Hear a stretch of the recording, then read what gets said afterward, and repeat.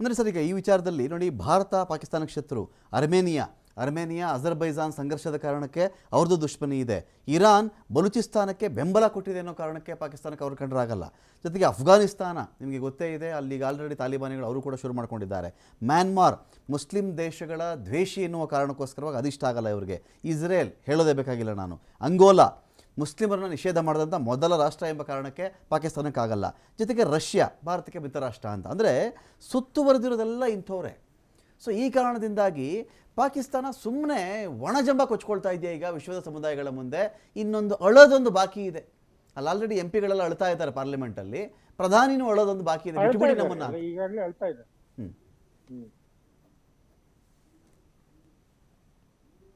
Sudarshan sir, ಈಗ ಈ ವಿಚಾರದಲ್ಲಿ ಪಾಕಿಸ್ತಾನ ಇದೇ ಧಾಟಿಯಲ್ಲಿ ಹೋದರೆ, ಈಗ ನಾವು 25 ಕಡೆ ಅವ್ರು ಡ್ಯಾಮೇಜ್ ಮಾಡಿದ್ದೀವಪ್ಪ, 25 ಸ್ಥಳಗಳು ಡ್ಯಾಮೇಜ್ ಮಾಡಿದ್ದೀವಿ ನಾವು. ಅವ್ರದ್ದು ಉತ್ತರ ಏನಿದಕ್ಕೆ? ಓಕೆ, ಈಗ ನೋಡಿ, ಅಲ್ಲಿ ನಾಯಕತ್ವನೇ ಇಲ್ಲ. ಪಾಕಿಸ್ತಾನ ಇದರಲ್ಲಿ ಇಬ್ಬರು ಜನರಲ್ಗಳಿದ್ದಾರೆ. ಇಬ್ರು, ಒಬ್ಬ Asim Munir who is the chief of army staff, ಒಬ್ಬ Asim Malik who was recently become NSA apart from being chief of ISI. So ಇವರಿಬ್ರು ಒಂದು ಏನಿದೆ, Asim Munir is retiring in October. ಅವನಿಗೇನು ಇದೊಂದು ಟ್ರೆಡಿಷನ್ ಪಾಕಿಸ್ತಾನದಲ್ಲಿ. ಯಾವಾಗ chief of army staff is about to retire, ಇಂಥದ್ದೊಂದು ಕಿತಾಪತಿ ಮಾಡ್ಬಿಡ್ತಾರೆ. ಅವಾಗ ರಾಜಕೀಯ ನಾಯಕತ್ವ ಎದುರಿಸ್ತಾರೆ. ನೋಡಿ ಭಾರತ ಮತ್ತೆ any time they can wage a war, give me extension ಅಂತೇಳಿ 3 ವರ್ಷ ಮತ್ತೆ ಎಕ್ಸ್ಟೆನ್ಷನ್. ಸ್ವತಂತ್ರ ಬಂದಾಗಿಂದ ನಮ್ಮ ಭಾರತೀಯ ಸೇನೆಯ ಮುಖ್ಯಸ್ಥರು 33 ಜನ ಚೇಂಜ್ ಆಗಿದ್ರೆ, ಇವ್ರದ್ದು 14 ಜನ. ಅಂದ್ರೆ almost half. Every general as a chief of army staff will serve minimum for 6 years. So that is their only aim. ಅದು ಹೋದ್ರೆ ಹೋಗ್ಲಿ, ನಾಳೆ ಅವನು ಆಸಿಮ್ ಮುನೀರು ಹೋಗ್ಲಿ, ಒಂದು 8 ಜನ ಪೈಲಟ್ಗಳು ಹೋಗ್ಲಿ, 8 ಜನ ಏರೋಪ್ಲೇನ್ಗಳು ಹೋಗ್ಲಿ, ಒಂದು 106 ಸೈನಿಕರು ಹೋಗ್ಲಿ. ಈಗ ಆ ಒಂದು ಸೈನ್ಯದ ಮೊರಾಲ್ ಏನಿದೆ, it is down the drain. ಯಾವಾಗ ಜಾಫರ್ ಎಕ್ಸ್ಪ್ರೆಸ್ ಹೈಜಾಕ್ ಆಯ್ತು, ಅದರಲ್ಲಿ ಇದ್ದ 200 ಸೈನಿಕರನ್ನ ಚೆಂಡಾಡ್ಬಿಟ್ರು ಇವರು ಬಲೂಚಿ ಸ್ವಾತಂತ್ರ್ಯ ಹೋರಾಟಗಾರರು. ಆವಾಗ ಸೈನಿಕರಿಗೆ ಗೊತ್ತಾಯ್ತು, ಇದ್ಯಾಕೆ ನಾವು ಸಾಯ್ಬೇಕ್ರಿ, ಇವ್ರ ಫ್ಯಾಮಿಲಿಯನ್ನೆಲ್ಲ ಕಳಿಸ್ಬಿಟ್ಟಿದ್ದಾರೆ ಪ್ರೈವೇಟ್ ಜೆಟ್ ಅಲ್ಲಿ with all the dollars and all the gold. Why should we die for whom ಅಂತೇಳಿ there mass desertion is taking place. ಆಮೇಲೆ ಅಲ್ಲಿನ ಸೈನ್ಯ it is divided vertically and horizontally. ಅವರು ಗುಂಪು ಆಗಿಬಿಟ್ಟಿದ್ದಾರೆ. So there is no leadership either in the political level or in the armed forces. So ಈ ಒಂದು ಸ್ಥಿತಿಯಲ್ಲಿ ಇರುವಾಗ ಅಕಸ್ಮಾತ್ ಭಾರತೀಯರ ಅಫೆನ್ಸಿವ್ ಶುರುವಾಯ್ತು, ಗ್ರೌಂಡ್ ಅಫೆನ್ಸಿವ್ ಶುರುವಾಯ್ತು ಅಂದ್ರೆ ಇನ್ನೂ ಅರ್ಧ ಜನ ಬಿಟ್ಟು ಓಡೇ ಹೋಗ್ಬಿಡ್ತಾರೆ. ನಾವೆಲ್ಲೋ ಹೋಗಿ ದುಬೈನಲ್ಲೋ ಸೌದಿನಲ್ಲೋ ಡ್ರೈವರ್ಗಳು ಆಗ್ತೀವಿ, I don't want to fight for die for somebody ಅಂತೇಳಿ. ಈ ಒಂದು ಸ್ಥಿತಿ ಇದೆ. It is shown every day the new development is taking place. ಇನ್ನೊಂದು 3-4 ದಿವಸ ಅವರ ಸಸ್ಟೆನೆನ್ಸ್, ವಾರ್ ಸಸ್ಟೆನೆನ್ಸ್ ಇರೋದು 3-4 ದಿವಸದ ಅಮ್ಯುನಿಷನ್, 1 ವಾರದ ಫ್ಯೂಲ್ ಅಷ್ಟೇ. Just tire them, frustrate them, exhaust them, they will just surrender and they are use to being surrendered any time, every time.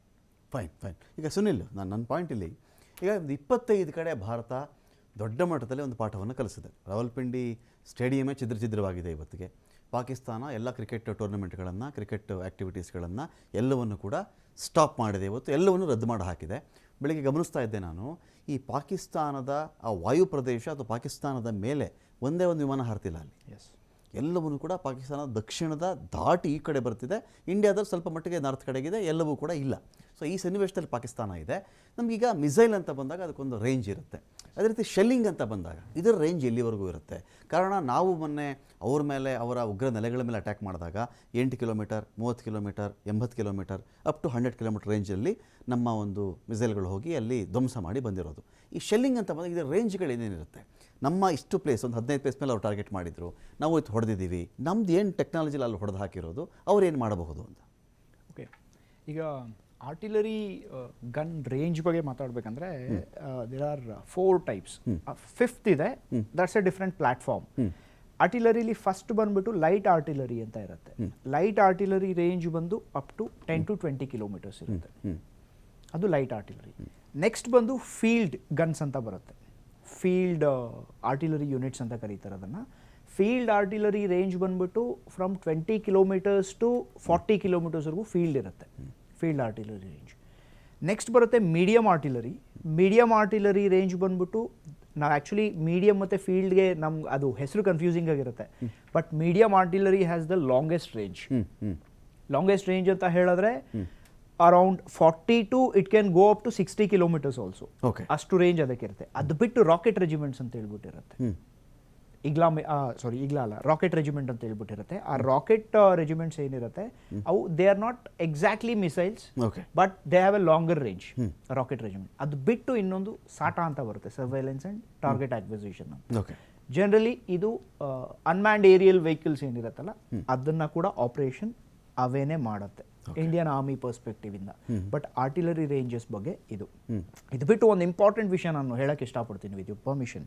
ಇವತ್ತು ಕರಾಚಿ ಇಲ್ಲಾದ ಒಂದು attack ಇತ್ತಲ್ಲ, it's a very special one. ಯಾಕಂದ್ರೆ ಬೇರೆ ಎಲ್ಲ ಕಡೆ ಏನು ನಡೀತು 24 ಕಡೆ, ಕರಾಚಿಲಿ ಏನು ನಡೀತು that was a different one. IC-814 hijacker Masood Azhar ತಮ್ಮ and he is a perpetrator of Daniel Pearl beheading also, American journalist. ಅವ್ರನ್ನ ತಲೆ ಕತ್ತರಿಸಿದ್ದು ಅವನೇನೆ. ಸೊ ರಾ ಫಜರ್ ಅವನ್ನ ಇವತ್ತು ಮುಗಿಸಿರೋದು ಇದೇ ಇದರಲ್ಲಿ ನಮ್ಮ ಡ್ರೋನ್ ಒಂದು ಏನಿದೆ ಹಾರೂಫ್ ಡ್ರೋನ್ ಅಟ್ಯಾಕಲ್ಲಿ ಅವನ್ನ ಸ್ಪೆಷಲ್ ಅಮ್ಯುನಿಷನ್ ಬಳಸಿ ಇವತ್ತು ಅವ್ರನ್ನ ಸಾಯಿಸಿದರೆ. We should celebrate this. Okay, ಟಾರ್ಗೆಟ್ಗಳು ಒಂದೊಂದಾಗಿ ಹೋಗ್ತಾ ಇದೆ. ಅವ್ರಿಗೀಗ ಹೇಗೆ ಬದುಕಬೇಕು ಅನ್ನೋ ಭಯ ಬರ್ತಾ ಇದೆ. So the time has come, already start ಆಗಿದೆ.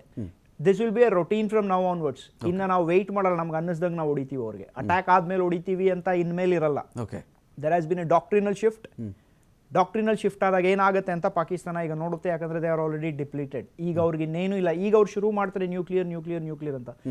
ನ್ಯೂಕ್ಲಿಯರ್ ಅವರು ಲಾಂಚ್ ಮಾಡೋಕ್ಕೆ ಆಗಲ್ಲ, ನಾನು ಹೇಳ್ತೀನಿ. ಯಾಕಂದ್ರೆ ಅವ್ರ ಕೋಡ್ಸೇ ಇಲ್ಲ ಅವರು. It's with Saudi Arabia on a transferable basis, disintegrated completely. ಬೇಕಾ ಟ್ರೈ ಮಾಡಲಿ. Fine, you know. Thank you so much Sunil, ನಮ್ಮ ಈ ಡಿಬೇಟಲ್ಲಿ ಪಾಲ್ಗೊಂಡು ಮಾತಾಡೋದಕ್ಕಾಗಿ. Thank you so much Arkesh sir. Thank you so much Sudarshan sir. ನೋಡೋಣ, ಒಂದು ದಿನ, ಮೊದಲನೇ ದಿನ ಅಂತ ಬಂದಾಗ ಈ ಒಂದು ಧರ್ಮ ವರ್ಸಸ್ ಅಧರ್ಮದ ನಡುವಿನ ಈ ಒಂದು ಯುದ್ಧದಲ್ಲಿ ಮೊದಲ ದಿನ ಭಾರತದ ಮೇಲುಗೈ ಅಂತ ಹೇಳಬೇಕು. ಪಾಕಿಸ್ತಾನದ ಅಷ್ಟಕ್ಕಷ್ಟು ಕ್ಷಿಪಣಿಗಳನ್ನು ಭಾರತ ವಿಫಲಗೊಳಿಸಿದೆ. ತನ್ನ ಕ್ಷಿಪಣಿ ನಿರೋಧಕ ವ್ಯವಸ್ಥೆಯ ಮೂಲಕವಾಗಿ ಪಾಕಿಸ್ತಾನದ 25 ಸ್ಥಳಗಳ ಮೇಲೆ, ಇನ್ಕ್ಲೂಡಿಂಗ್ ಕರಾಚಿ. ನಮಗೆ ಅರ್ಥ ಆಗಿಬಿಡಬೇಕು, ಇದೇನಪ್ಪ ರಾವಲ್ಪಿಂಡಿ. ನಮಗೆ ನೆನಪಿರಲಿ, ಯಾವತ್ತೇ ಕ್ರಿಕೆಟ್ಗಳಂತಾದಾಗ ರಾವಲ್ಪಿಂಡಿ, ಮುಲ್ತಾನ್, ಕರಾಚಿ ಇಂಥ ಮಾತಾಡ್ತಾ ಇರ್ತೀವಿ ನಾವು. ಇವತ್ತಿಗಂಥ ಸ್ಟೇಡಿಯಂಗಳಿಗೆ ನಾವು ಇಲ್ಲಿ ಕೂತ್ಕೊಂಡಲ್ಲಿ ಹೊಡಿತೀವಿ ಅಂತ ಹೇಳಿದ್ರೆ ಅವ್ರಿಗೆ ಅರ್ಥ ಆಗಿಬಿಡಬೇಕು, ನಮ್ಮ ಈ ಮೊಂಡತನವನ್ನು, ಹುಂಬತನವನ್ನು, ಈ ಧರ್ಮಾಂಧತೆಯನ್ನು, ಈ ಜಿಹಾದಿ ಮನಸ್ಥಿತಿಯನ್ನು ನಾವು ಬಿಟ್ಟು ಶಾಂತಿ ಕಡೆಗೆ ನಾವು ಇದು ಮಾಡಬೇಕು. ತನ್ನಲ್ಲಿರ್ತಕ್ಕಂಥ ಎಲ್ಲ ಭಯೋತ್ಪಾದನಾ ನೆಲೆಗಳನ್ನು ಈ ಕೂಡಲೇ ಅಂತಾರಾಷ್ಟ್ರೀಯವಾಗಿ ಜಗಜ್ಜಾಹೀರುಗೊಳಿಸಿ ಅವ್ರನ್ನೆಲ್ಲ ದೇಶ ಬಿಟ್ಟು ಓಡಿಸ್ಬೇಕು. ಇಲ್ಲದೇ ಇದ್ದರೆ ಇಡೀ ಪಾಕಿಸ್ತಾನದ ಉದ್ದಕ್ಕೂ ಒಂದು ದೊಡ್ಡ ಜೈಲು ಮಾಡಿ ಅವ್ರನ್ನೆಲ್ಲ ಒಳಗಡೆ ಹಾಕಬೇಕು ಅಂತ ಹೇಳಿ ಇದರೊಂದಿಗೆ ಡಿಬೇಟ್ ಮುಗಿಸ್ತಾ ಇದ್ದೀನಿ. ನಮಸ್ಕಾರ.